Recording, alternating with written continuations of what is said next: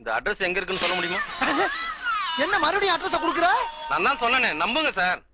தெளிவா இருக்கேன் சார். எப்பா நம்புங்க சார்.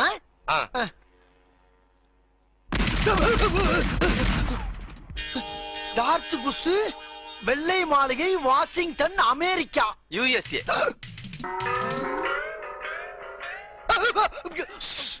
ஐயா நல்ல வேலை வந்து என்ன காப்பாத்தினீங்க ஐயா.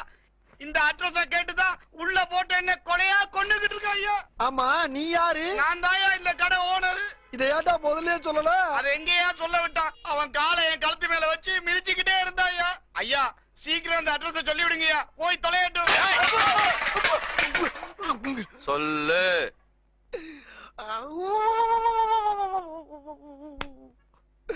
இன்னைக்கு என்னெல்லாம் பண்ண போறானோ?